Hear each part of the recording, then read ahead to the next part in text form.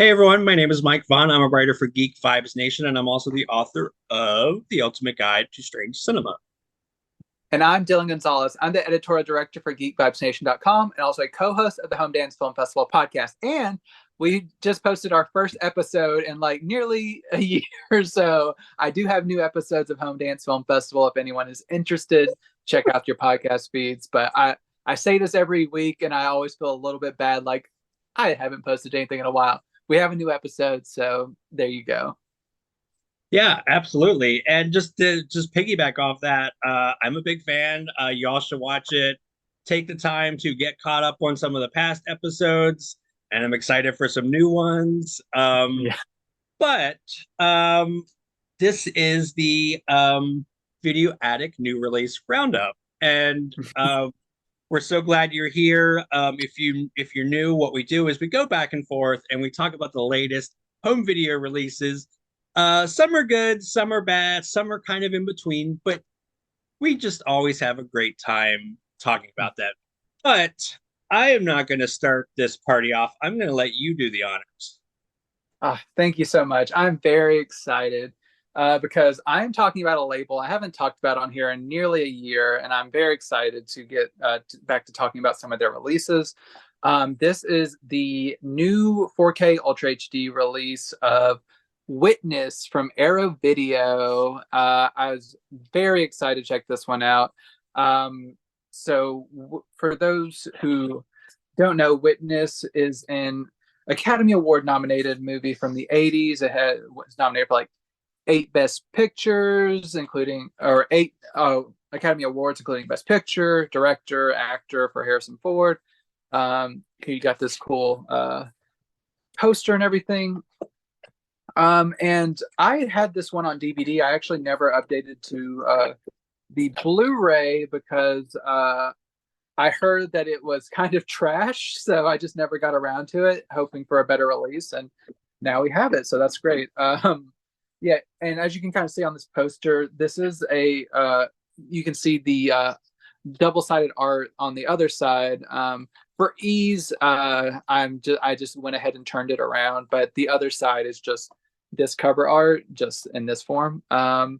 So this comes with that poster, and I showed off the J card you can peel off and I tuck in there, and then you have this really thick booklet, which I really like. So you have like 4 or 5 different essays in here and some great photo reproductions.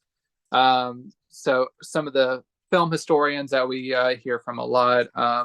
So you have like John Harrison, Amanda Reyes, Martin Cantario, several different film historians writing great stuff about the movie. And then we have the disc itself, which I'll show off here. So there's the disc artwork, and then you also have some art postcards here. So I'll just show those off really quickly. So you got here, here.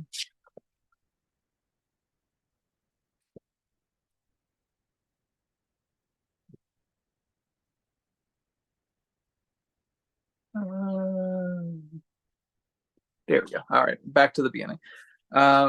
So this is directed by Peter Weir, and he's an Australian director, and I believe this was his first Hollywood motion picture, and he obviously hit it out of the park.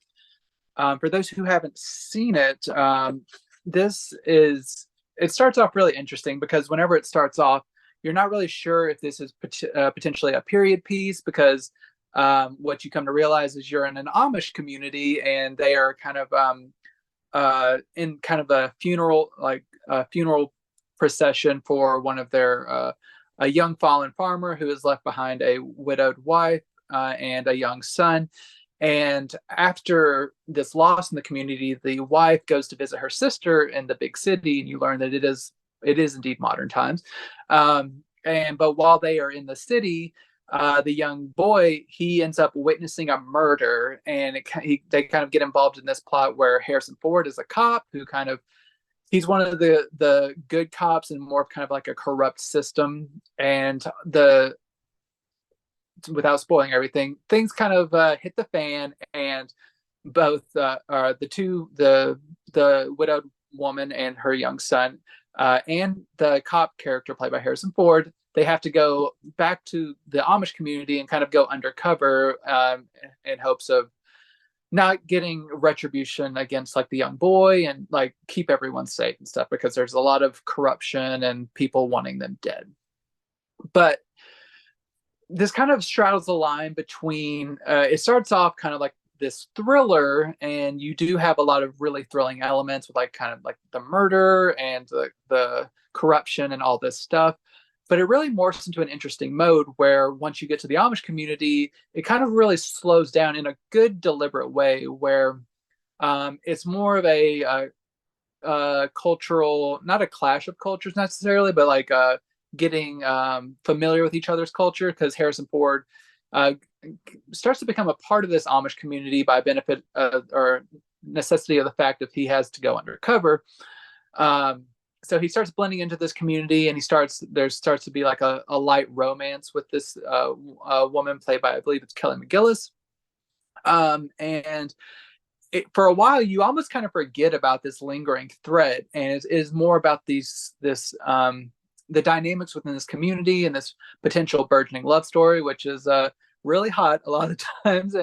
But then there's also strife within the community of like her potentially being exiled if she is with this outsider who has come in and kind of encroached on their territory. So the movie does balance, like I said, this thriller aspect with this humanist drama and like this interpersonal drama. And it's very often a very lovely movie, but it's also a very tense, thrilling movie. The balance is really great. And this is all pulled off with impeccable direction from Peter Weir, and like one of the best performances I've seen Harrison Ford give like of his career. He does an amazing job. He was rightfully nominated for Best Actor. Did not win, but he did a really great job. And I cannot say enough good things about this movie. I think this is one of like the great movies from the 80s. I'm really glad it got this treatment. It's just, it's kind of like a cliche. It's like they don't make them like this anymore, but like the studios don't really make a lot of movies like this anymore. You can get something similar from a lot of the indie movies, but big studio movies, they don't typically hit quite this vibe with like this level of star power anymore. And it's just such a great movie. And this is a really great release from it. So like I said, the previous releases of Witness, like on Blu-ray, by all accounts, from what I could tell, looked like garbage. This does not. This comes from a new 4K restoration by Paramount. And I do want to say, sometimes we can give Paramount a little grief because they sometimes do a little bit of wonky stuff with their 4K upgrades or their restorations, where they'll do a little bit of over manipulation and like just kind of tweaking stuff here and there that kind of weakens stuff. And I will say that there is a little bit of that, but not to an extreme degree. I believe maybe you can see like light touches of grain management, but nothing too egregious. And since Arrow Video, I believe, is one of our best labels when it comes to like compression, because they didn't for this one, but they usually use like fidelity and motion, but they usually take really good care of like making sure their discs are compressed very well and like resolved well. And they take this 4K presentation from Paramount, encoded in Dolby Vision, and it looks really great. Like I said, very minor moments where you might think it looks a little bit unnatural, but this definitely looks incredible on 4K and looks very clear, really rich colors with the Dolby Vision. You see a lot of facets within the production design and the clothing. Really great visuals. This includes the original 2.0 audio track, as well as a 5.1 surround soundtrack, but they do have the original audio for purists, so you can pick your poison of which you want. This does include a good number of new and archival special features. There's a new commentary track from a film historian. There's a new interview with the cinematographer. There's a new visual essay, and then there's a load of archival special features, including a multi-part making of documentary and some other featurettes and maybe a deleted scene or two. I'm trying to remember, but Witness on 4K, I believe this is the release that fans have been wanting for a long time. It has been treated well. You get this nice limited edition like chipboard packaging for those who don't wait around for the limited edition because they are limited. But if you are a fan of this, if you are a fan of this movie, get this release. This is also being released on Blu-ray from Arrow Video. This only comes with the 4K disc, but even if you're only Blu-ray capable, I believe just with this new 4K restoration, you can upgrade with that and be very happy. But get it on 4K if you can. It looks really great from Arrow Video. I'm so glad they released those.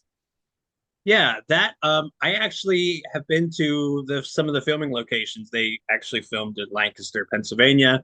I worked with a coworker who said that she nearly ran over Harrison Ford while he was riding his bike.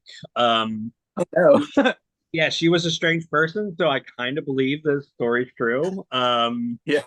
But I've like talked to locals that were like either extras or like were hanging around when they were filming.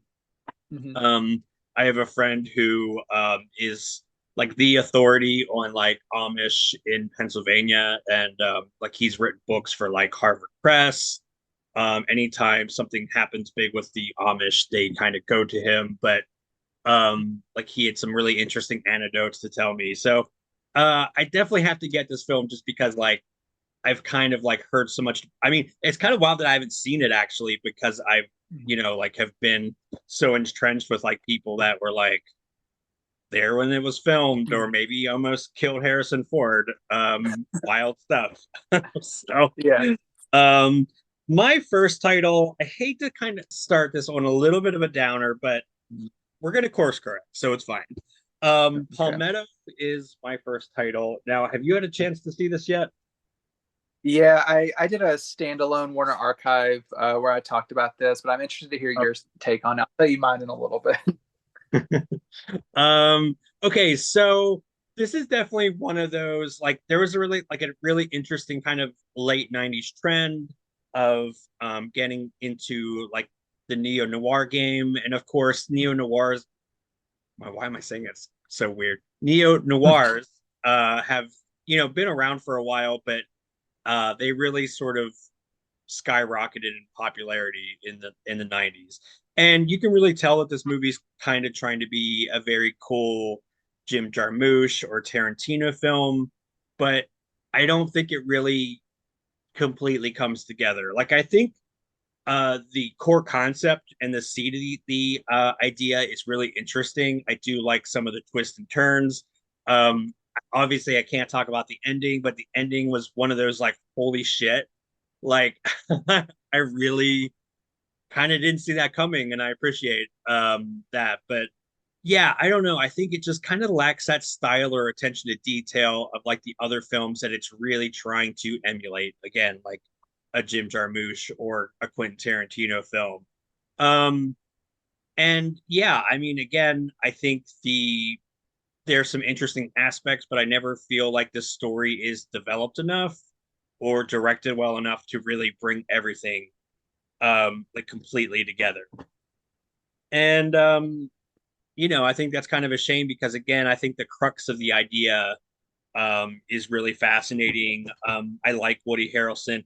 I love Elizabeth Shue. I think she is one like a national treasure. I love her so much. And yeah, I don't know. It's just it didn't really come together for me. It is a really nice looking release though. Again, this was 97, I think.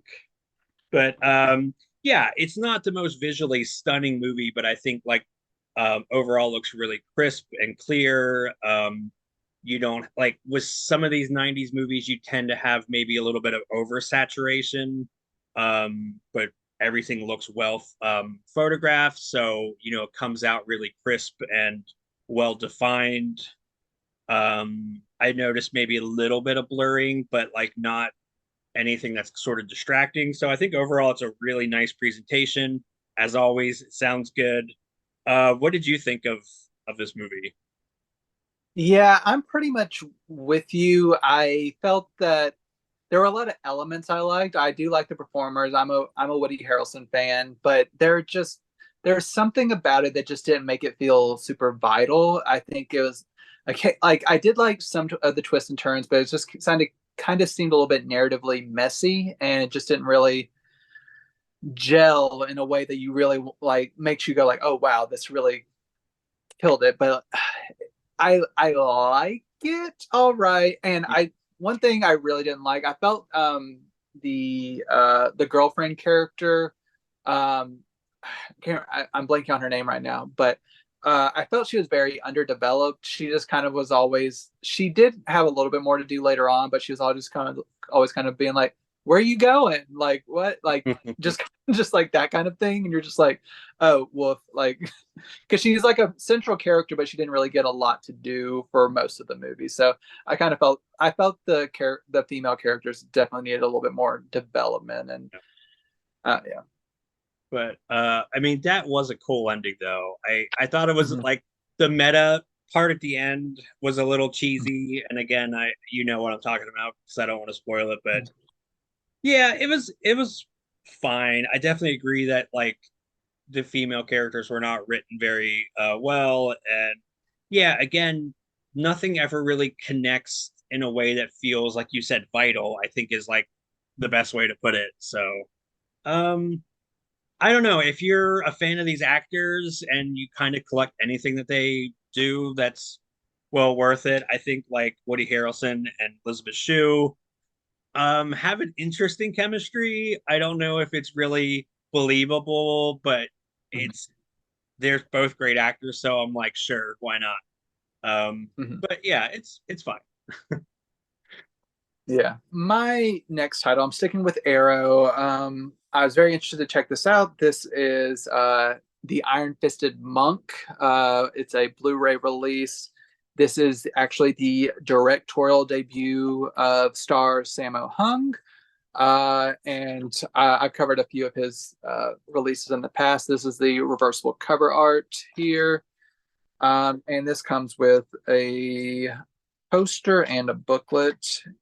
So I will unfurl that real quick. So on, so you got the alternate art and then the new artwork, and then you have the booklet here. So kind of looks similar to the front, and got an essay and transfer stuff, all that. Um, and just in case, okay, I wasn't can't remember if I showed off the disc, but that's what the disc looked like. Um, so this one is pretty good, but it kind of surprised me in a lot of ways.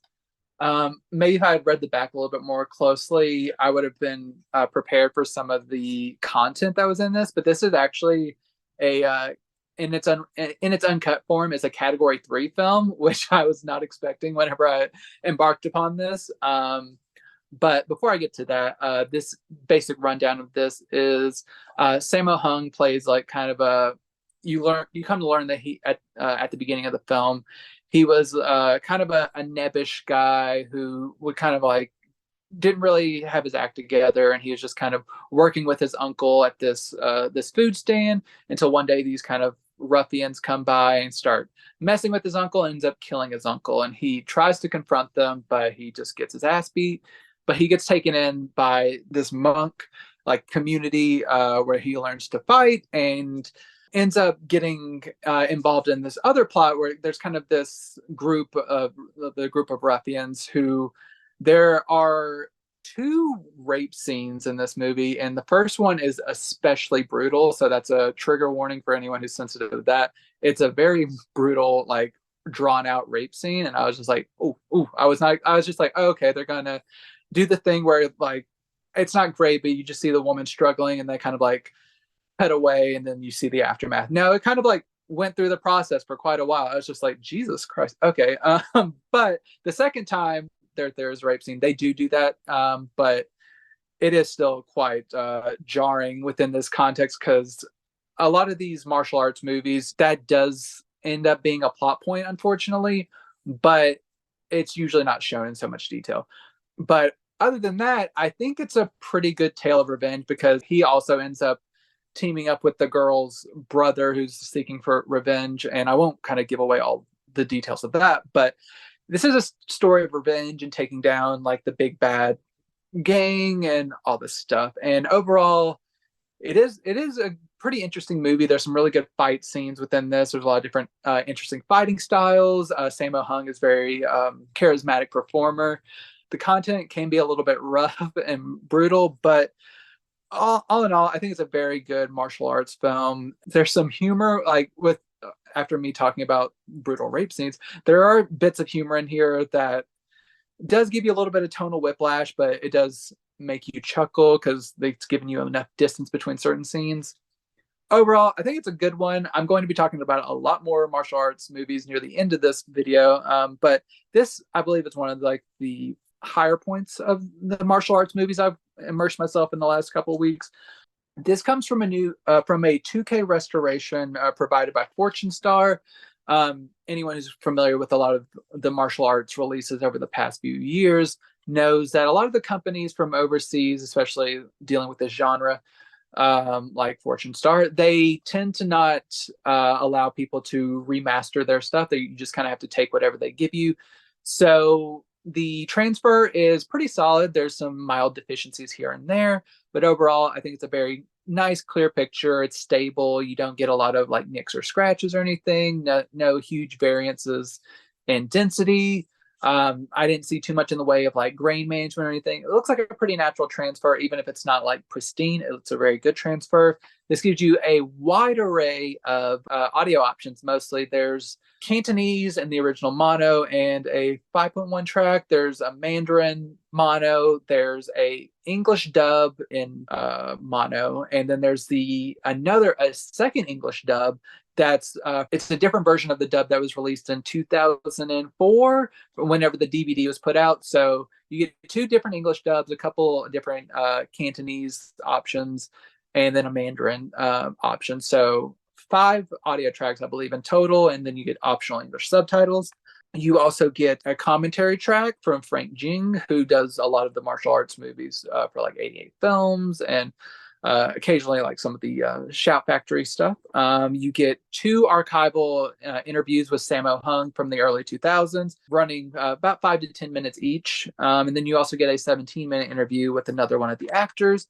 And then you just get like an image gallery and some trailers and stuff. But overall, it's a pretty well-rounded package. I think Arrow Video did a very nice job with this one. So if you're a fan of Sammo Hung or martial arts movies, definitely consider this one because it's a good release, and we're just living in a golden age of getting these movies on high definition, as you'll see, like I said, near the end of this video. But there's so many great martial arts releases. It's hard to keep up with so many.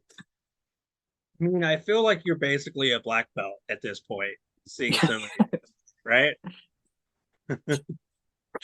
I feel like whenever I dream, like especially this week, I just hear like the like just like the fake sound effects of people like punching and stuff. I just feel like it impacts my dreams. I feel. Are you punching your partner in your sleep? Is that what you're saying? No, no, Jessica's safe. She's safe. Okay.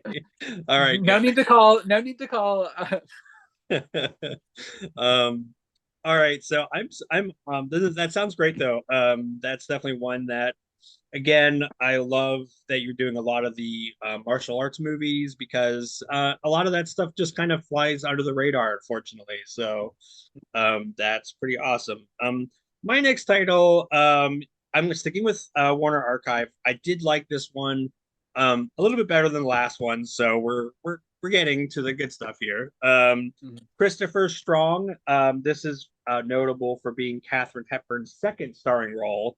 Her first one was A Bill of Divorcement, which Kino Studio Classics, I believe, put out a few years ago. And now, if you want to see her second film in Blu-ray, Warner Archive has you covered.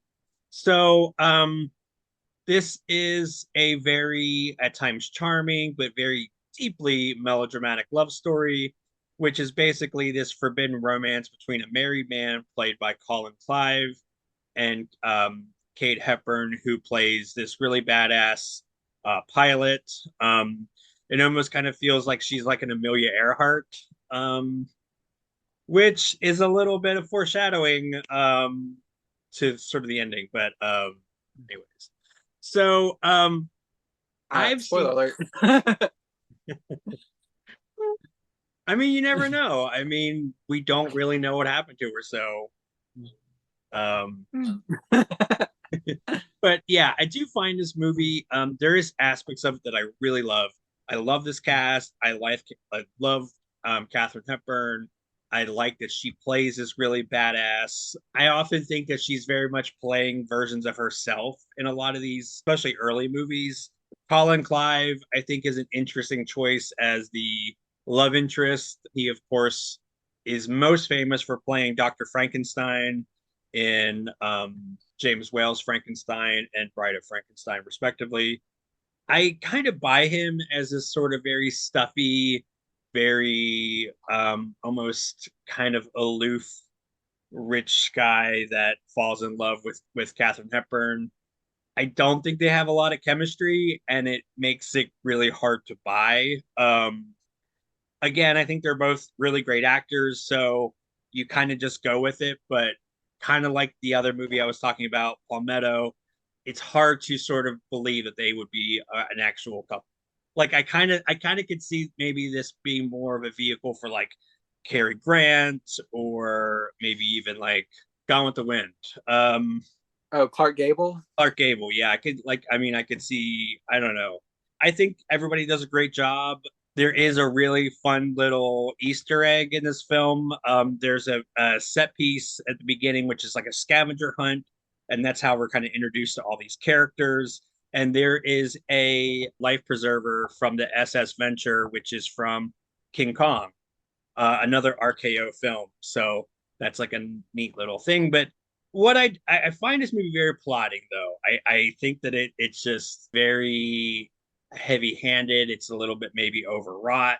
I think the performances really carry this film. I think it makes it a little bit more enjoyable than maybe some lacking substance. But yeah, this one's, like I think I had this as like a 2.5 on my letterbox preview when I previously seen it. And I tend to kind of feel like I agree with that initial thing on my repeat watching. It looks great. I have no complaints. Again, I hate sounding like a broken record, but the Warner Archive transfer looks really nice. Again, I've seen this before on cable with like not very great prints, so seeing it in this beautiful black and white transfer, it's very crisp and clean. The black and white contrast is really nice. You have a lot of details in like props and production design and costumes. And I think all of that really is showcased well in this new transfer. It sounds good as well. Get a couple featurettes. I kind of wished we would get a new commentary track. Although I have a Warner Archive title coming up that does have a brand new audio commentary track. So that's a little tease, but I wish they would do more of that. But yeah, I mean, it's a perfectly great package for this film. The film itself, again, I know this film has its fans, so I don't know. It just didn't connect with me. Yeah, I like that one fairly well. I was just very bummed by the ending. But I did feel like I know this is how we should feel, I guess. But I believe is it Billy Burke who plays the wife, the original wife. Like he had great chemistry with her, and they seem to be in a loving marriage. So I was like, I mean, I get like, yeah, it's Katharine Hepburn, but still, like, you seemed happy. Like, what's going on?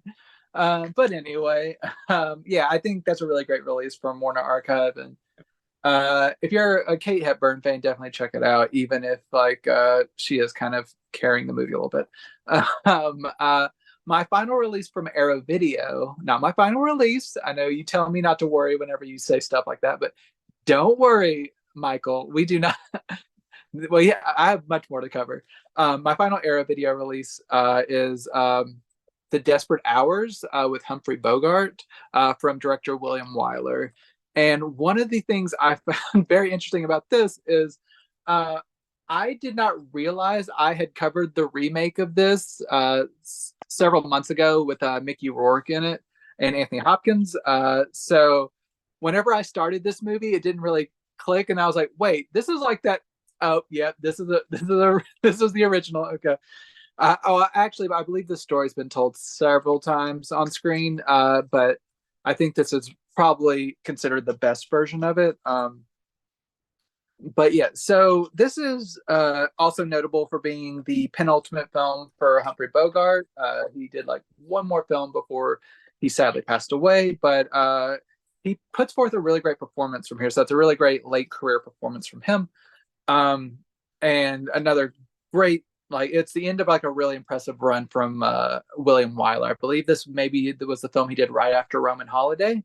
So he's a very versatile director, and there's definitely some features on here that kind of delve into his career a little bit. But for those who don't remember when I talked about this story in its remake form, this is a home invasion tale where Humphrey Bogart leads like a trio of men who have escaped from prison, and they invade this idealistic suburban home and kind of up in their lives. And it starts out with just like the matriarch of the family is at home, and then the home slowly gets filled with all the inhabitants, and all the dynamics between them are established. And it's a really interesting kind of chamber piece where there is an investigation going on outside of the house, and there you see the policeman trying to hunt down these fugitives. But most of this takes place within this house, and like all the tensions that arise from this. There's the tension from these fugitives being with this family, but there's also conflict between the trio of fugitives, where some just want to kind of like cut a break and just like get out of town, and other, like the Humphrey Bogart character, he wants to kind of like stay put and try to like get like some money and try to basically push his luck. And all these different dynamics are within this film, and it's a very like tension packed film. I think it's a little bit overly long. It's like an hour and 50-ish minutes, and for that length, it does kind of lag in a few spots, but overall it does keep a pretty nice pace and keeps you interested in what's going on. I believe this is buoyed by the performances, especially Humphrey Bogart, but then you also have Frederick March in here as the father of the family, and a lot of great ensemble players who fill this out very well. And some of the there are some sequences in here that are very shocking that I thought were very thrilling and executed very well within, I believe, this Hays Code era. But if you're a fan of this film, you're in luck, because this is a really great release. This comes from a new 6K scan of the VistaVision negative, so it's a new restoration of that, also from the Paramount deal, and it looks really great. This is just a standard Blu-ray, but it looks very nice on Blu-ray. It's pretty consistent and solid. Occasional, like, there still remains a little small blemishes here and there, but barely anything. A really nice contrast. This black and white photography really shines. Not a lot in the way of like flutter or flicker or anything. It's a very solid presentation. This also comes with the original mono soundtrack, so it sounds really good in the original mono. It's like DTS 1.0. It does come with a audio commentary track from a film historian, a 39-minute appreciation piece from a different film historian, and then a 15-minute visual essay about kind of the Humphrey Bogart character and his dynamics, and then a 12-minute interview, an audio interview with Catherine Wyler, who is the daughter of William Wyler, who kind of talks about her father and kind of where he was at this point in his career, and small memories of being on set and all this stuff. And there's some interesting anecdotes within that. Other than that, there's like an image gallery and a trailer and everything. Overall, if you're a Bogey fan, this is a really great release. If you're a fan of like old crime dramas or home invasion tales just in general, definitely highly recommended. If you are interested, the remake is put out by NBD on Blu-ray, but definitely if you can only watch one, stick with this one because it's a really great presentation, and Era Video did a really nice job with it. Nice. Yeah, again, that's like one that was also not on my radar, but you said it was like Bogey's second to last film. I think it was Misfits was maybe his last, or wait, no, not Misfits. That was Clark Gable's last movie. Yeah, they said it in the appreciation piece I was watching, but I can't remember off the top of my head which one it was. All these old movies just tend to blend together. But Anyways, my second to last Warner Archive title. We got a lot this month, which is great. I know next month is also looks pretty packed, but this is one that it's funny. I was like maybe a quarter way through it. I was like, holy shit, I've seen this before. Like this was kind of a cable staple for some reason. But that is Mad City with Mm. Dustin Hoffman and John Travolta. And it's basically, Travolta kind of plays this. I don't know if he's supposed to be developmentally disabled, but he kind of plays somebody that maybe is a little bit that way.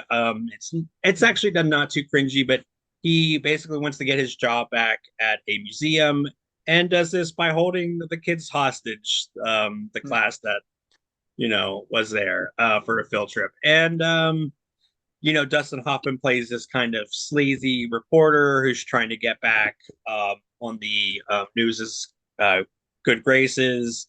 He's just happens to kind of be there doing a puff piece and sort of ends up kind of befriending Travolta's character and trying to almost act as like the unofficial hostage negotiator, which is kind of strange, but you go with it. So um, again, I think this movie is kind of just okay. I like the premise is very much trying to be like a modern network. And it's funny because they even name check that movie in here. I mean, it very much is like a modern recontextualized version of that, of like, if it bleeds, it leads kind of school of journalism. So I think that's an interesting sort of premise to sort of hang your movie on. I just think it all comes off very shallow and it doesn't really, I think, kind of hit these themes in a way that feels sort of prescient or meaningful. I will say, I think it's like Nightcrawler, for example, does that in spades. Mhm. Like it's so fantastic. Mad City just feels kind of like it very much wants to be that, but it doesn't have the sort of robust screenplay that really tackles this subject in a way that feels more than just sort of talking points being um kind of shoved your way. So John Travolta is very weird in this. And again, it's like I'm not sure. Like I contextually I know why. It's like you're supposed to be firmly on his side. He's the good guy, even though he's holding kids hostage. Like it's so weird. And I think it just gets a little bit repetitive at almost 2 hours. This movie was a pretty notorious bomb. I think somehow it cost $50 million to make, according to some sources, but it only ended up making 10 million, which is like very not good. um, because even if it made 50 million back, with marketing, you still are not even breaking even at that point. But I can kind of see why. I mean, again, I think the acting is good. I think Dustin Hoffman is good in this. I think John Travolta is interesting in this. um, but yeah, it was kind of a hoot to see this again because again, I was like, wow, this is such a blast from the past because I for sure have a recording of this off of cable like somewhere collecting dust. But if you are also kind of nostalgic for this release, it does look really nice. Again, this is one of the by far one of the newer movies that Warner Archive has released this month, along with Palmetto. I think they were about the same time in the mid to late 90s. And yeah, it looks really nice. There's not a lot of sort of like blurring or like the clarity is really nice. The color is well balanced. Again, I think that this is not maybe one of the most visual movies you'll ever see as far as like really stunning colors or compositions. But yeah, it still looks really nice. I think that Warner Archive again has really done a really nice job with older movies and something that's a little bit newer. It only comes with a trailer, which is kind of disappointing. I kind of wished, I mean, probably unlikely Hoffman or Travolta would want to come back to talk about this, but it had some really great supporting actors. It's kind of a pity we didn't get a new interview or commentary track, but if you just want the movie, the price is right. It looks really nice. I think the movie's fine. I think it's an interesting attempt at like a modern network, but I feel like Nightcrawler go on to do that much better. Yeah, I'm a big fan of Nightcrawler. I haven't actually seen this movie yet, but I'm excited to check it out because I do like those performers, even if it might not completely nail that network or that aspect of it. Um, I've been on a pretty big high with my three Arrow releases starting out. Unfortunately, I have to take a bit of a turn for a second.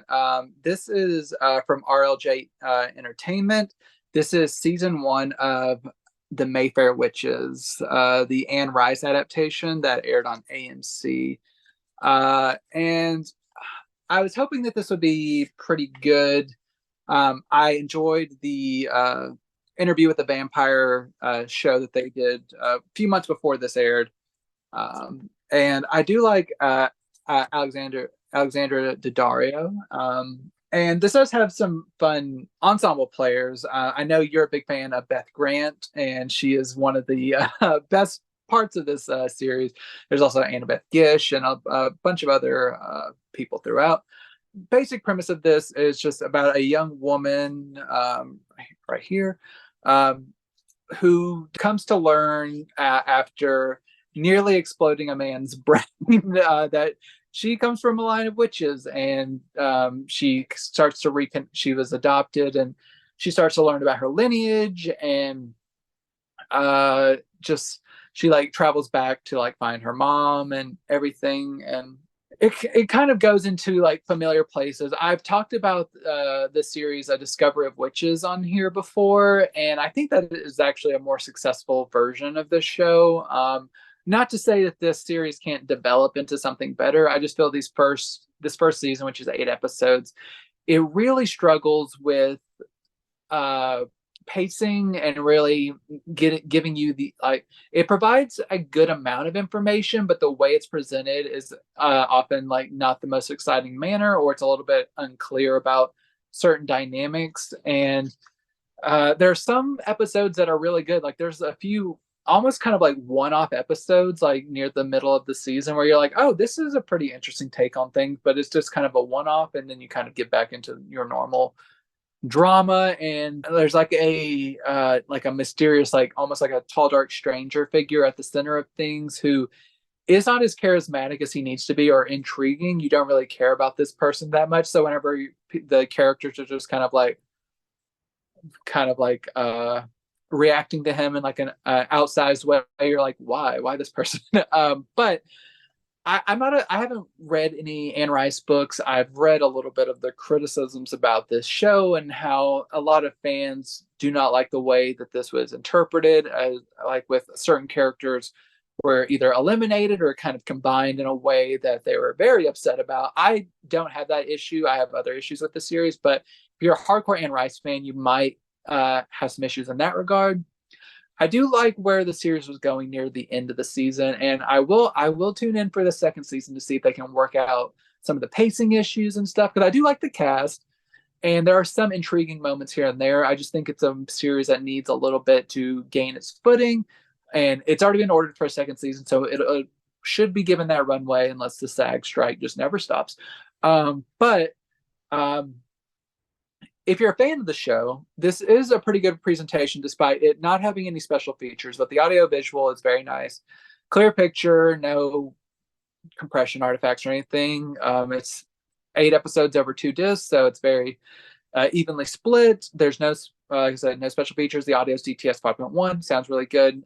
So if you want to own it, it's a good release, but just if you come off Interview with the Vampire and you're like, this is great, and you think that this might be equally as good, adjust your expectations, because it's a little bit messy and just a little unfulfilling as a witchy series that I was really looking forward to during this time of the year, especially. Yeah, that's a shame. That is one that I've kind of heard mixed things, so it's probably one of those maybe like try before you buy kind of thing. But it is nice that it does have a Blu-ray release for fans of this. Mhm. So speaking of horror stuff, I only have like two actual horror titles. Oh, So my final Warner Archive title is one that I was really excited for because um Todd Browning has been really getting a lot of great re-releases lately. Um, Warner Archive previously did Mark of the Vampire. Um, Criterion just did three of his films, Freaks, The Unknown, and The Mystic. And last year, Dracula got a really nice 4K re-release. So we were talking The Devil Doll with Todd Browning and Lyle Barrymore. And so now this one does have a brand new audio commentary track that was not on the previous release. Speaking of, I've had this box set for what seems like forever. And I believe we're only missing two titles that are not now on Blu-ray. Um, but yeah, so I'll get into the extras later, but this movie is a lot of fun. It's I think I think they put it best in the commentary track when they were saying that this is probably the most accessible Todd Browning film for anybody that kind of just wants to jump in. Um, that's maybe not Dracula. Which kind of makes sense. Like Freaks is maybe a little bit more intense for casual viewers, and some of his silent films are again, you know, unfortunately, by virtue of them being silent, are maybe not as accessible to kind of everybody. But this is a good one. Lyle Barrymore plays this guy who's been wrongly accused of a crime, and he kind of seeks revenge for the people that have wrongly accused him. And how does he do this? Well, he stumbles upon a rare instance of a female mad scientist who is fabulous. She has like the black kind of poofy hair with the like white streaks, sort of like Bride of Frankenstein esque, and they kind of devise this really convoluted plot where they can turn people miniature into little doll people, and then basically they will do their bidding, um, which is like getting revenge on these criminals. And it sounds really silly, and it is, but it's actually again very fun. I think the effects are actually extremely well done, especially for the time. I think the world building maybe isn't as rich as you might think. Um, but again, I think everything is just handled so well that I kind of don't mind that. And I love how this sort of packs in a lot of Browning's themes of the outsider and Barrymore as sort of this. He goes into grandma drag to sort of help his plot out, which is kind of worth the price of admission. But this is kind of something that Browning or I think this was the yeah Browning did famously for the Unholy Three, which was has a silent film, and then it was remade with Lon Chaney reprising the lead role.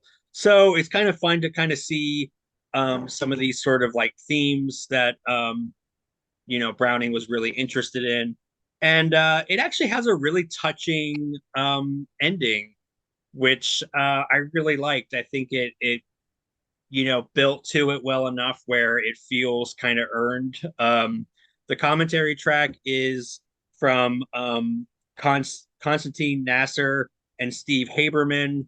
Um, the um, the latter of who I've talked to before is extremely awesome, knows his stuff. The commentary track is very lively and fun. There's a lot of really interesting, talking about Browning, his career, the sort of themes that, again, are kind of woven throughout this film, and some really other really interesting aspects of just making this film but also some of the actors involved.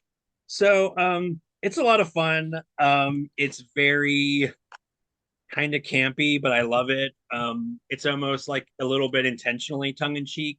And, for being like a sort of Hayes era movie, it does kind of get away with a little bit more like risque stuff, which is fun. How, Browning could kind of work around the censors a little bit in a creative way. Have you seen this one yet?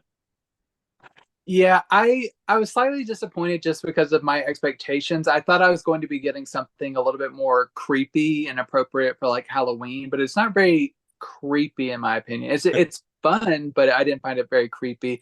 If anyone's watching this and they're like, "Oh, I missed it in time for Halloween viewing," just know this is actually a Christmas movie, surprisingly. So I almost wish I would have saved this for like Christmas in July, which my wife and I do every year. It would have been a fun one, but I think it's a good movie. I just was hoping it'll be a little bit more like horror, creepy, like Yeah. spine tingly, but it's a Oh, fun yeah. movie. That's fair.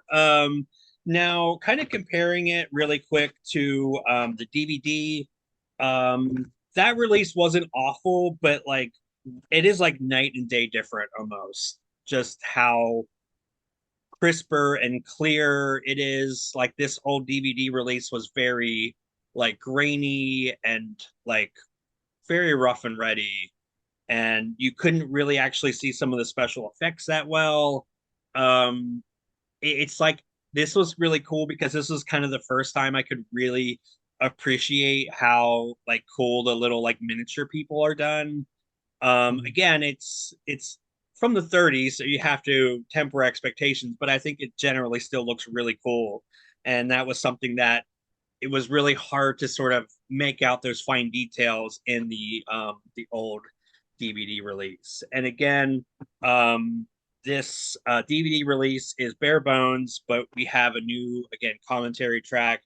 But it looks so much better. We do also get a classic cartoon um, as a bonus and a trailer. So it's just leagues better than the old DVD. And I'm kind of sad to retire this, but I'm also kind of glad because the transfers are just so much better. I think the only thing we need yet is the return of Dr. X and the mask of Fu Manchu.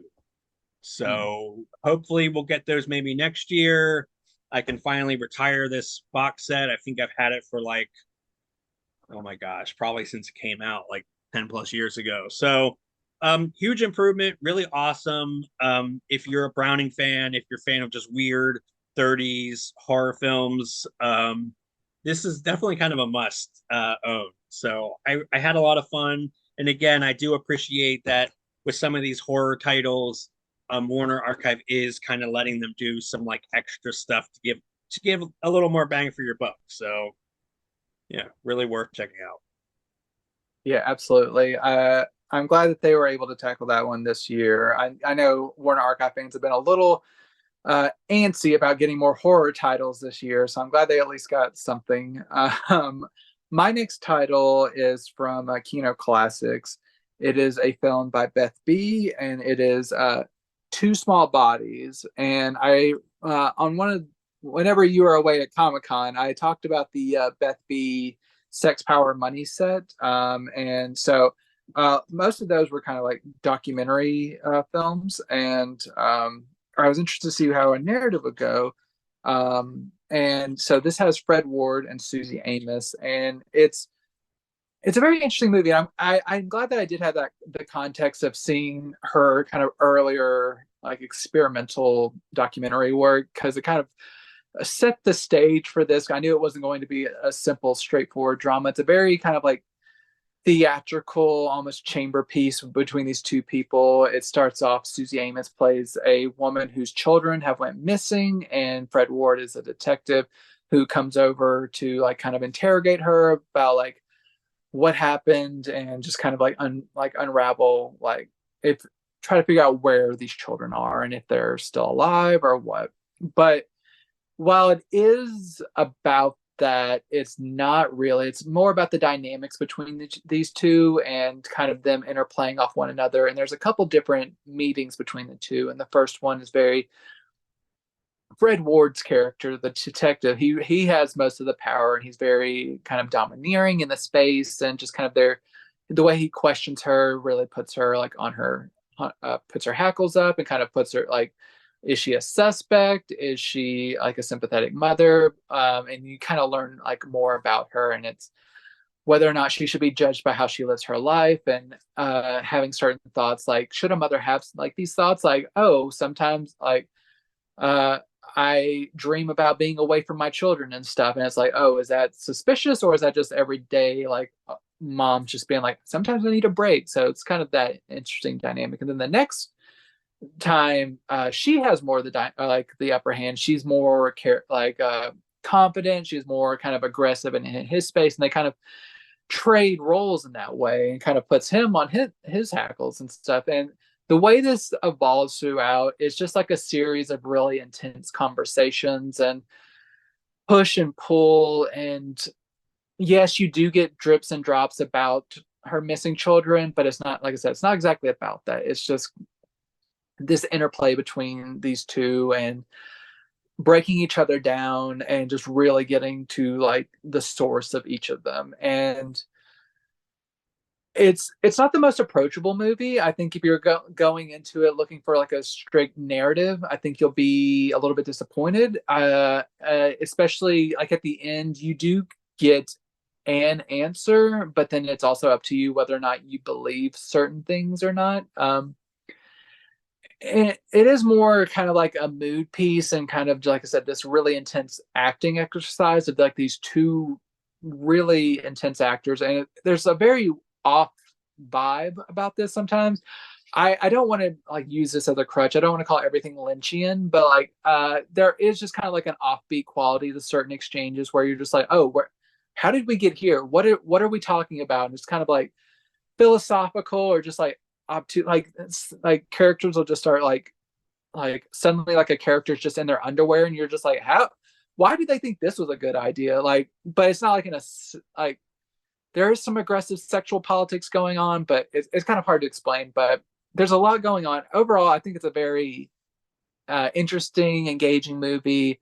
While it may not be my favorite thing I've watched this week, it's very I'm glad I did watch it. And I think Beth B is a very unique filmmaker, and I'm glad that I'm getting to see more of her work. She has another movie called Salvation that's coming out on Blu-ray soon, alongside this one, and that I'm interested to check out, just to see how that compares to this one.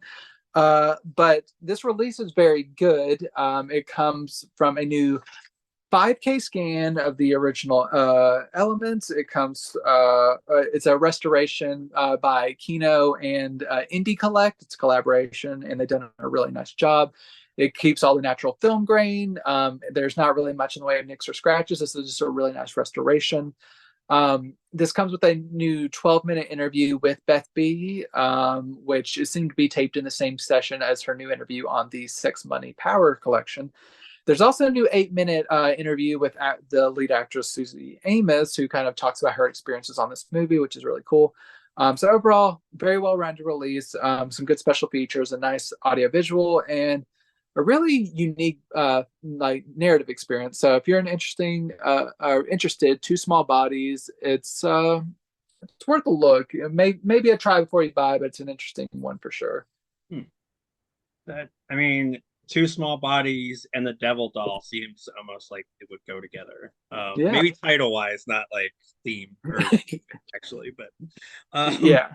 So not my last title, but my final horror title, because I've been a little light on the horror, but I think like last week I had mostly all horror, so balance. Which is Anthropophagus. I'm not sure if I'm saying that right. Part two. Um, who cares? Because this movie's awful. Had you But seen part one? yes. Okay.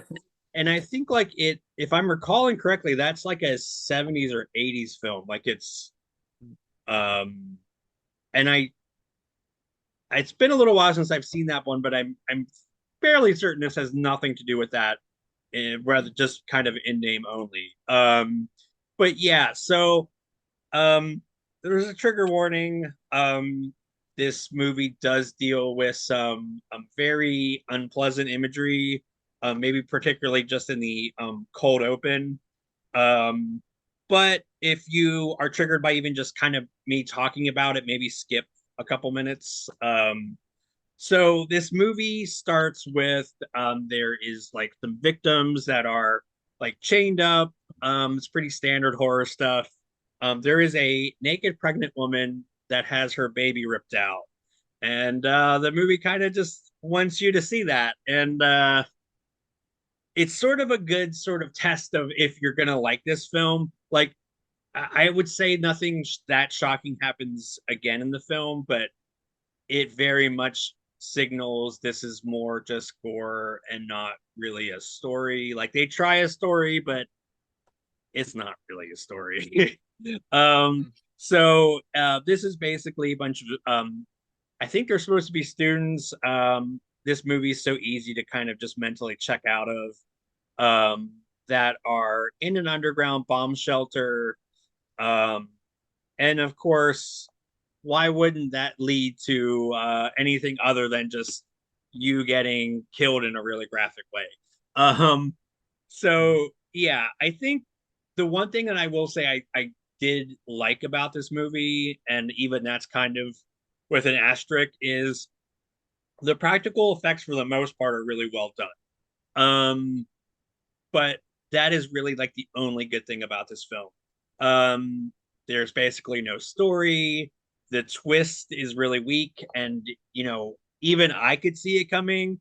And usually, I'm like the one that like I never get the twists at the end, which makes me feel really like simple, but whatever. But I mean, yeah. So if I can tell it like I can kind of predict where the ending is gonna what's happening, it's not. So um it's also not a very good looking movie. It's just very putrid. It kind of has that sort of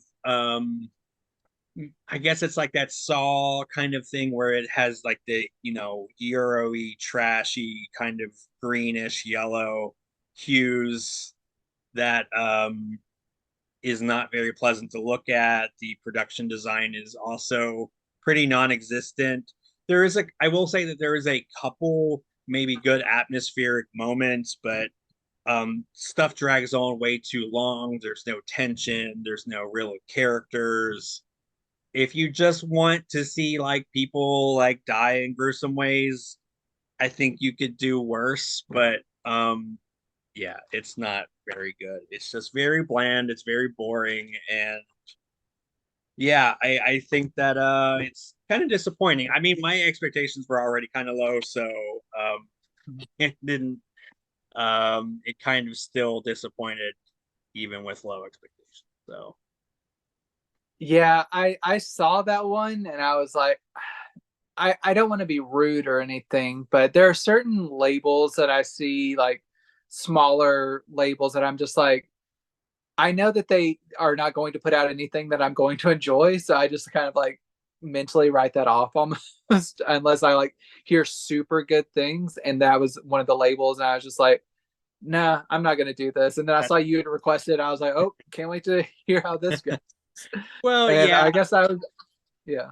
yeah, and that's fair. I mean, I was kind of morbidly curious, because I kind of like the original film. I own it somewhere. It's just, yeah, it was just not. It was just very bland. I mean, even if they maybe would have kept up the how brazen they were in the cold open, I might maybe appreciate it just for that sort of sheer audacity. But like, it's boring. Yeah. My next title, it's another TV series, and it's one I didn't get to watch all of these because it's a long series, but I've been working on this for a couple weeks, and now I've like sampled enough of each season to uh form an opinion, and like I've seen this show before too. This is the complete series of the 4400 on Blu-ray from Paramount and CBS Home Entertainment. So this was a series that aired on USA in the early 2000s, and I've owned this. This is my third time purchasing this series. So I had like the first two or three seasons on DVD, and then I was like, okay, I came across a really good deal for this complete series DVD set for like $6 on like Hamilton Books, and I was like, okay, I can finally finish this off. And then like 2 months after I bought that, they announced this Blu-ray set. I was like, of course, this series I never thought would come to Blu-ray has come to Blu-ray. But I wanted to watch this series again in high definition, so of course had to get it. And I'm glad I did, because it is a fun, like, not essential sci-fi show, but it kind of like scratches that sci-fi itch of just like, it's pretty compelling, and it has enough of a mystery that keeps you engaged throughout. And while it may not be like top tier of the genre, it's good kind of comfort sci-fi watching for me. Basically, it has a similar premise to a lot of sci-fi material, but this predated some of the stuff. It's about a group of 4,400 people who, at various times throughout the decade, like I believe it's from like the early 40s or something up until the time this was airing, like the early 2000s, there have been people who just kind of vanished without a trace, and they are all kind of returned at the same time, and none of them have aged, but they kind of have to figure out what to do with them, what kind of life they're going to live now that they're not in the period that they disappeared from, and kind of reckoning with all that. So there's the mystery of like, what happened to them, who took them, where were they, and what are they going to do now that they're here, and then further exploring that, like the drama of how each character feels now that they're back, trying to get accustomed to this new period of time, and reckoning like with the fact that a bunch of people that they like were just with are now like old or dead and all that stuff. So there's a lot to this. They kind of like wraps up a lot of like one of the big main mysteries at the end of the first season, almost like it was kind of intended to be more of like a limited series.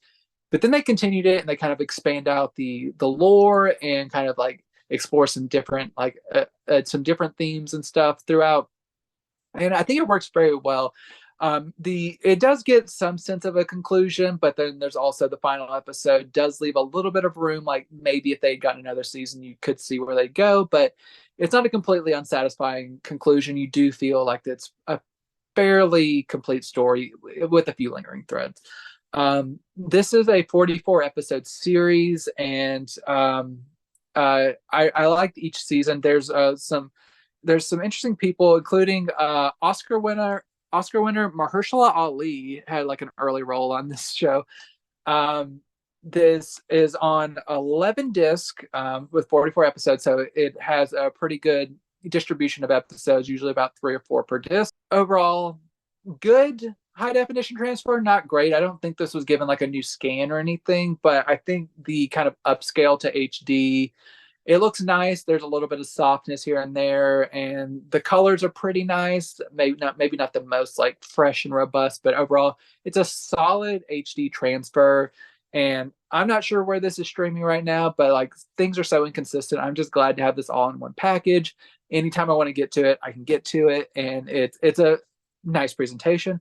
It does include a bunch of special features, a ton of deleted scenes, a smattering of commentaries. There's probably like 10 commentaries over the 44 episodes, so a good number. And then some featurettes here and there that expand stuff. So I think all that's been carried over from the DVD releases. Shelf-friendly packaging, pretty slim cases and stuff. So overall, if you're a fan of this show or just like sci-fi series and you haven't seen this in general, this is a pretty enjoyable one. Pretty good watch. Like I said, 44 episodes, so it's not like an intense commitment, and pretty reasonably priced. DTS 5.1 sounds really good. So good AV, special features, Blu-ray upgrade. it's good. It's a good time. Nice. That is a show that I've often heard about but never really watched. So Mhm. that might be a good one to that might be a good sort of winter watch when there's kind of nothing on and Mhm. need something kind of interesting.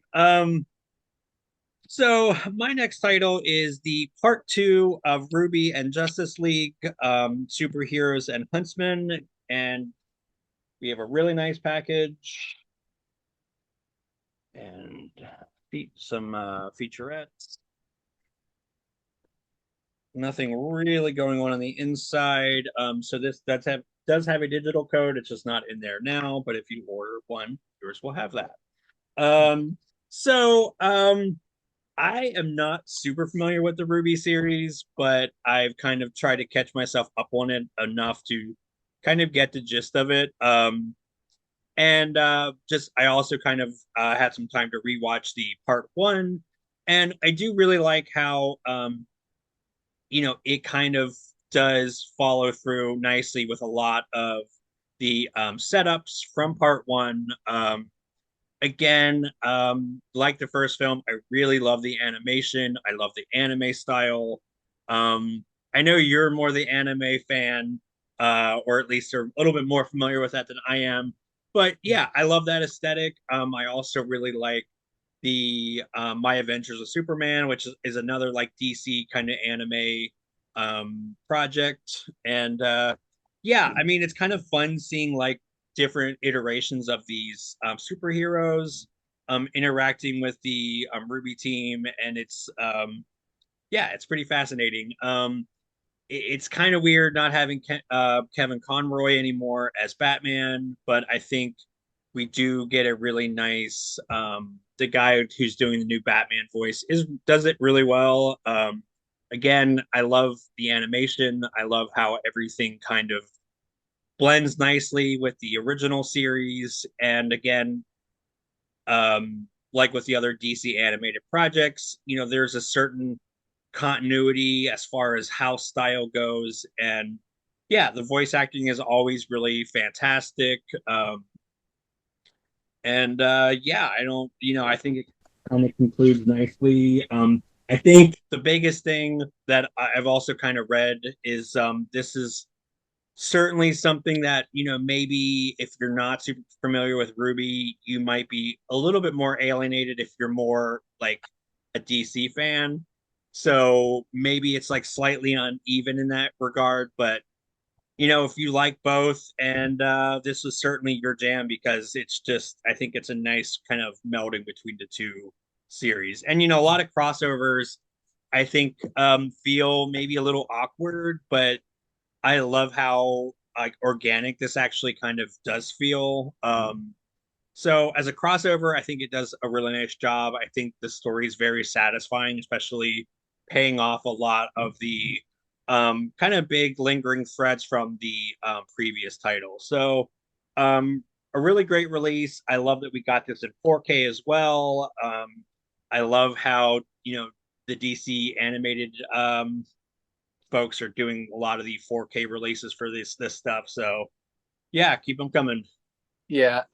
One thing I was kind of amused by, you said you rewatched the first movie. How did you feel whenever you did that? Then you got to the second one and they did like the whole previously on RWBY, and it's like a 3 minute recap of the first film. And you'd be Yeah. like, oh, I can just deal with that. But I mean, it is good to rewatch the whole movie, but it just amused me because I was like, this feels like a TV series the way they're doing this. But Yeah. I don't usually see that like part twos of movies. But for fans who did forget over these few Yeah. months, it's been It's a it's nice little reminder.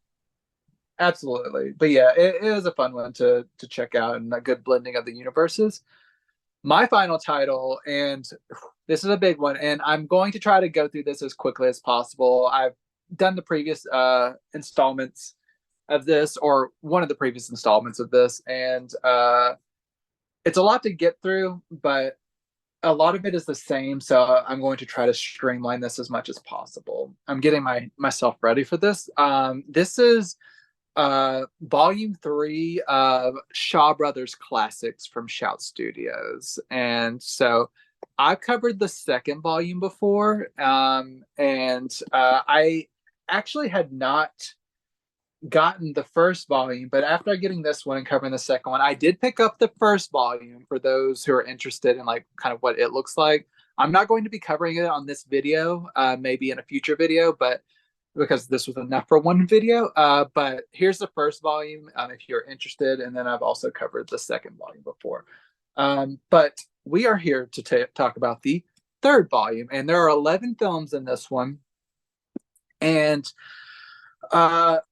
yes, a lot of these are kind of the same, but let me just kind of go through them really quickly. So we have Killer Clans. This is the only film that has a single film in the package. Each film is given their own disc, but since there's an uneven number of films, like the 11 films, there's only one in that package. And this one you have the Shaolin Avengers and the Web of Death.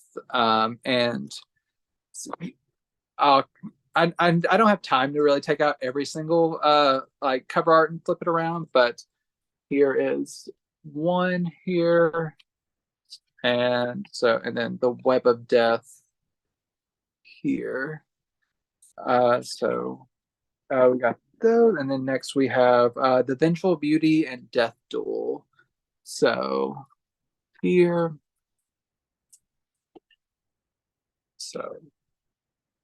Vengeful Beauty. And I like that you can just kind of turn this around and like pretend like, okay, this is like, if you want to turn it around, like this is the one I'm watching. This is my dedicated disc. So Life Gamble and Soul of the Sword here. And so this one's for all the packaging freaks who need to know what everything looks like. Here, and two more packages. We got the Deadly Breaking Sword and Clan of the White Lotus here.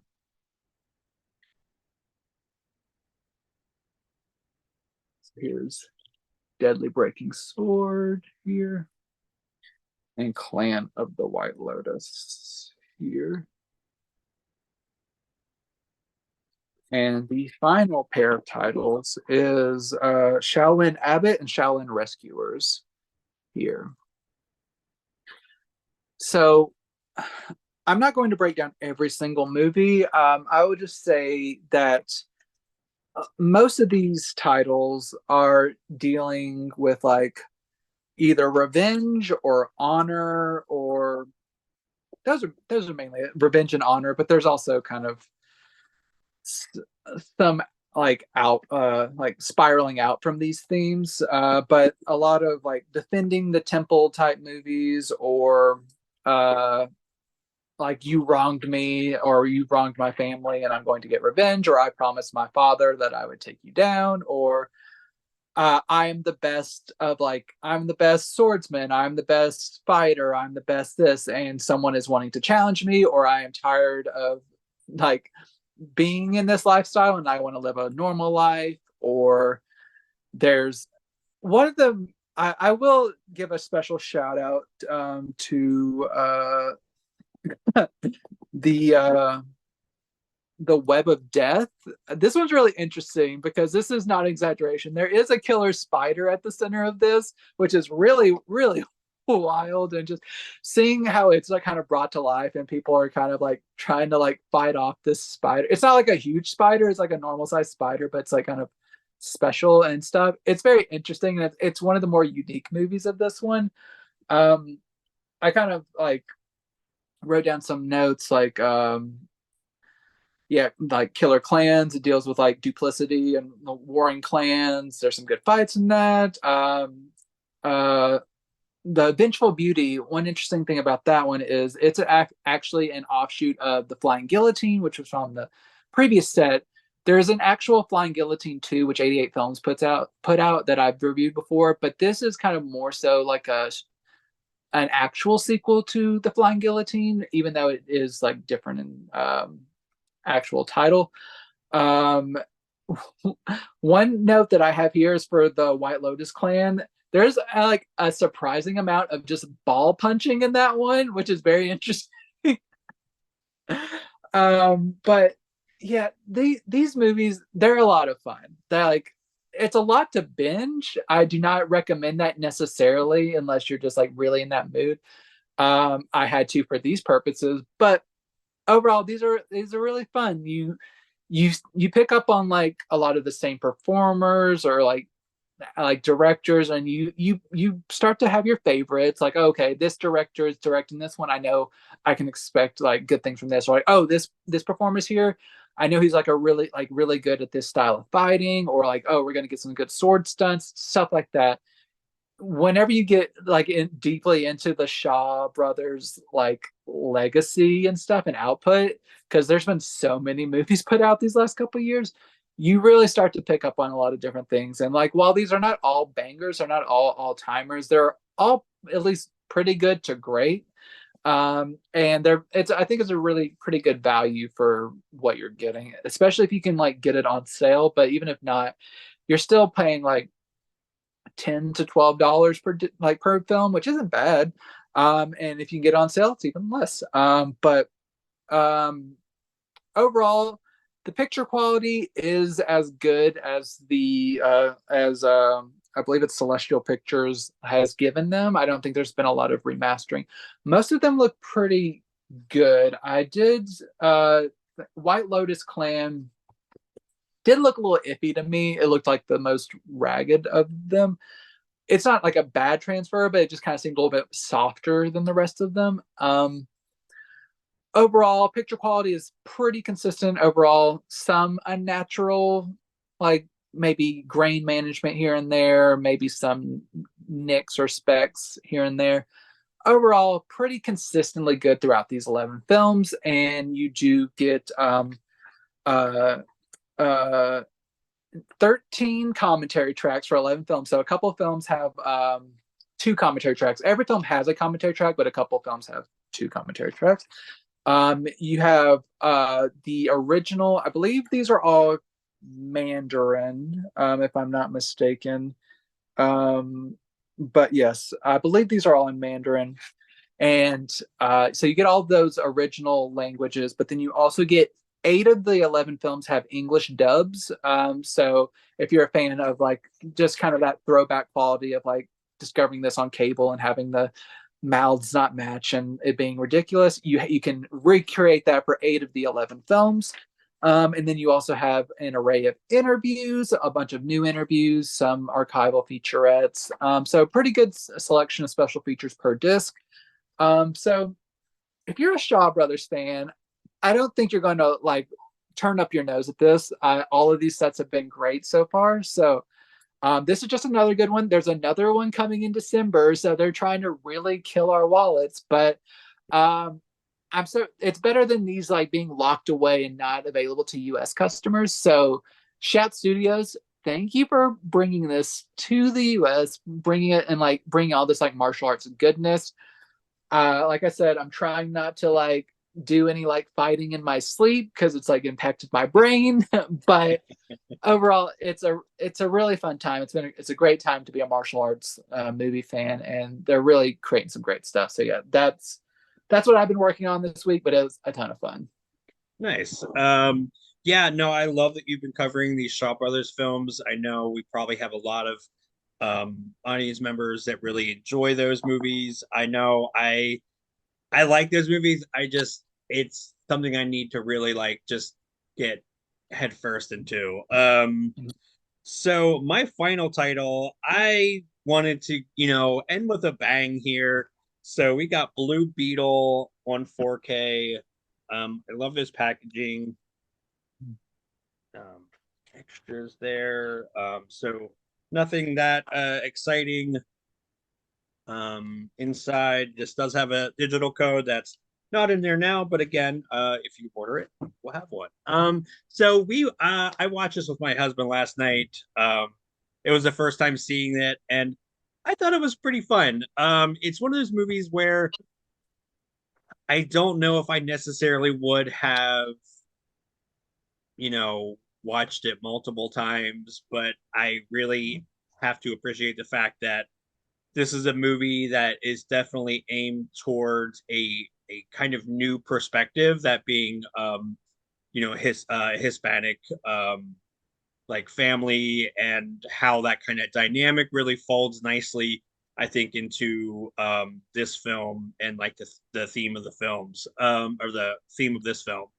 I love the cast. I, I'm not a big George Lopez fan, and if that's the case, you're gonna have a little bit of a hard time because he's in this a lot, and like he's in this aggressively. Um, so listen, it's not that I think he's a bad actor. I'm just, I don't know. I think like you either like his brand of humor or you don't. But I think Nana is my favorite character. Mm-hmm. I want to spin off of with Nana and like all her like crazy, like paramilitary background. Like she was a G. Like she just took out like she killed like so many guys in this movie, and she like doesn't flinch. Like she's seen some shit, and I love it. But yeah, I think this movie is really kind of smart in how it really plays up the theme of like shifting this perspective to like Latinx people, but also it feels like it does this in a really organic and interesting way. Again, there's the broader theme throughout the film of like family makes you stronger. It kind of is your, like the big bad in this, who I guess isn't really technically the big bad, but he's like your family makes you weak. And of course, this sort of bookends with, no, my family makes me stronger, stronger together. And it's not the most revolutionary kind of theme to hang your movie on, but I think it worked really well. I like the blending of CGI and practical. They had a really cool featurette on the suit being practical, and that's really cool, especially when you have stuff like the Green Lantern that was not very good. That was just CGI. So yeah, this movie has a lot of charm. It's a lot of fun. Um, I believe, and please correct me if I'm wrong, but um, James Gunn might be revisiting this character, or at least it definitely sets up for a standalone sequel. I don't think it's been confirmed either way. I know DC fans have very intense perspectives on this, on what's going to potentially, but I think he's been trying to be tight-lipped on this. I think it's possible though. Yeah, because like I said, I'm not gonna spoil the finale, but it definitely leaves it open to like there's kind of like I mean, again, this was something we both sort of called, but there is definitely like a little bit of a twist at the end, where I could definitely see it opening the door for like another film or maybe even films. So we'll see. I'm kind of sad that this didn't do amazingly well at the box office, but I don't think it was really promoted that well either. Like it just, I don't know about you, but it kind of felt like it just came and went, and I sort of even forgot that it was a thing for a little while. I don't know, but now it's out on 4K. Maybe if it does really well, that'll show, James Gunn and them that, we want another one. But yeah, I could see this being a fun series. I could definitely see this being like a really solid trilogy if given the chance. So yeah, it looks great. I mean, that's not shocking. It was filmed in 4K, up converted to 4K, looks really nice, sounds great. Again, I love the extras. Again, fucking Nana is the best. I love her. Please give her her own movie, her own series. Oh my god, a James Gunn Nana series. Just like a Pennyworth-esque like look back. Yeah, just I mean any back forward, I don't care. Nana is the shit. Like she really is like the MVP of this movie. So yeah, I enjoyed it. Definitely check it out. I think it probably will eventually come to Max if you kind of want to try before you buy. But we are home video people. Buy it, support that. If you want to see more of this stuff, you have to vote with your dollars. So, um, with that, that kind of rounds up our latest episode. As always, likes, comments, all that stuff's really appreciated. And just please subscribe because we do this show weekly. I have some really great Comic-Con coverage that's still coming out. But like everyone has some really cool stuff in the works on our YouTube channel, so don't want to miss that. And as always, thank you for hanging out with us.